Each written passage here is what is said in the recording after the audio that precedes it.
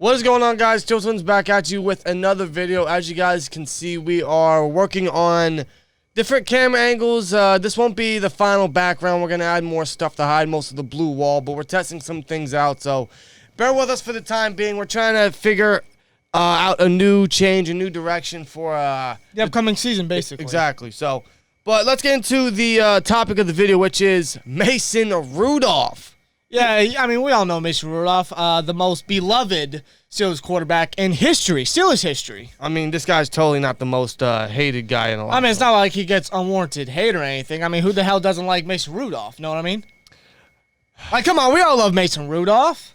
Why wouldn't you? What's wrong with him? Why wouldn't you love Mason Rudolph? You know? Especially with what Chase Claypool has stated not too long ago. What he said in training camp, as week one of training camp for the Pittsburgh Steelers is in the books. Right, and keep in mind, okay, not everything out of training camp is going to come true. Of course. Not everything out of training camp is going to come to reality. Everything will change. Everything could change as soon as these guys touch the football field. We are little under 2 short weeks away of having Steelers football back in our lives, okay? We can actually watch Steelers football very shortly. And, of course, that's when we're going to see how everything transpires from training camp to how these players look in training camp to what they actually look up going against opposing defenses. Right. And same thing can be said about the pads coming on tomorrow. Pads come on tomorrow, so everything is going to change. The first week is in the books, so week 2 should be very interesting to see what these guys will do once the pads come on and as real football comes upon us. Mason Rudolph has been arguably the best quarterback after week 1 of Steelers training camp. And in Chase Claypool's eyes, and in fact many of receivers' eyes. In fact, here's a tweet from Brooke Pryor. She says, she quotes Chase Claypool by saying, he praised Mason Rudolph's accuracy this morning. And I quote, Mason, all the receivers say he's the most accurate quarterback. It's crazy how accurate he is. He doesn't get enough praise and attention. He's just as in the running as each of those guys. Those guys obviously being Mitch Trubisky and Kenny Pickett, which are battling for the number 1 spot. And Chase is not counting Mason out in this battle. Now, before we get into why Mason might be the most accurate as of now, I doubt Mason's going to be the starter. Okay? Slow down, slow your horses. Don't get too worried. He's not going to be the starter. And when I say don't get too worried, I'm talking about the people that, for some reason, are upset that this guy's actually doing good in camp. Which is mind-boggling. It's crazy. Like, why you're a fan of a certain team, in this case the Steelers, and a player that you have not liked for some time is actually performing well, is actually doing good. But you still dislike the fact that he's getting better because you can't stand the look, the sight of this guy. I don't understand why a fan of a certain team would dislike the fact that a player of your favorite team that you're rooting for is actually benefiting your team. I will never understand why someone would dislike something like that. You know, Terrell Edmonds still has us blocked on Twitter. This is true. I mean, for God's sake, I mean, for the people that have stuck with us in the long run, you guys already know we did not like Terrell Edmonds whatsoever throughout his rookie year to maybe his 3rd year. But we never said, oh, we hope Terrell Edmonds sucks. We hope he becomes a bust, all because he blocked us on Twitter. You know how petty that sounds? You know how stupid that is? I mean, what kind of fan would I be? That's just stupid. But now look at Edmonds. He's with he's in his 5th year with the Steelers.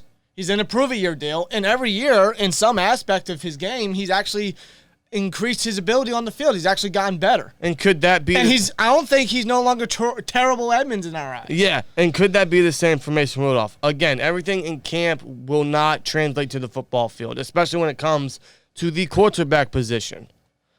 Mason Rudolph, this should come to no shock that he's the most accurate in a lot of the receivers' eyes because he's the most experienced in our system. He's been in the Canada system for, I think this is now his 3rd year. Yeah. He's been with these guys for pretty much the duration of his time as a Steeler.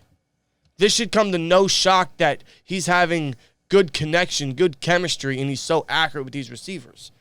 He has the most experience with these guys altogether. Yeah. This should come to no shock. Yeah. And honestly, the fact that he's getting first-team reps or better reps over Kenny Pickett doesn't come to a surprise to us either. The writing was on the wall, to be real with you.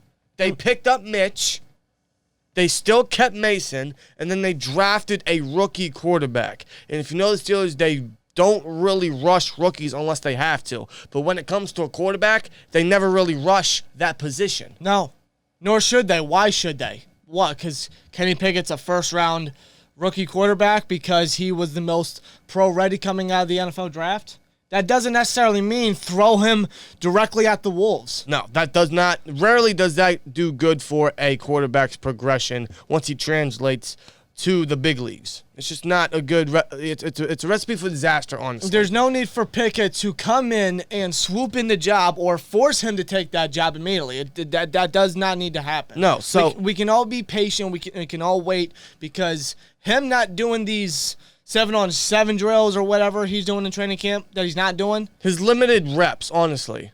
That should not be a bad thing because he's developing, he's learning, and that's what the Steelers want him to do. Right, and honestly, all these reports that Pickett is doing pretty rough in his first week, he's a rookie. Most rookie quarterbacks, most of the best quarterbacks in today's league didn't really start off too well in their first week of training camp. So, you know, hit the brakes a little bit. Hold your horses. So just give it time. Again, everything out of training camp will not translate to the football field. That will be, I guess, be determined basically right in preseason and throughout the regular especially season. when it comes to the quarterback position. Not just for Mitch, not just for Kenny, but for Mason. The receivers and Claypool especially are saying he's the most accurate quarterback. He's one of the most accurate quarterbacks. He's one of the best, in camp. He's actually in the running for a quarterback one.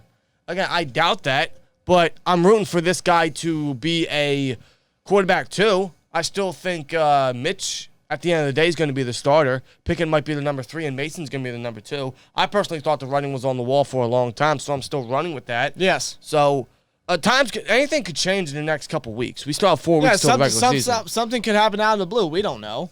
Him benefiting from the system for so many years, and now he's, fingers crossed, doing good. He's doing better. He's getting better. Yes. And honestly, who would hate that?